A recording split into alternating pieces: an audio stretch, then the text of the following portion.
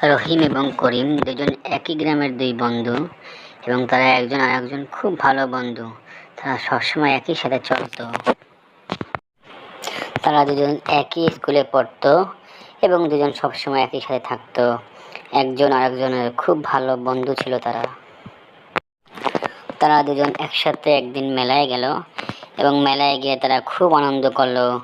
দুই বন্ধু মিলে খুব আনন্দ করলো তারা।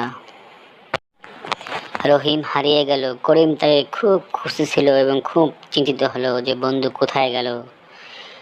খুব খুঁজতে তাকে ছিল এবং খুঁজতে খুঁজতে তাকে একটা দোকানের পাশে গিয়ে পেল।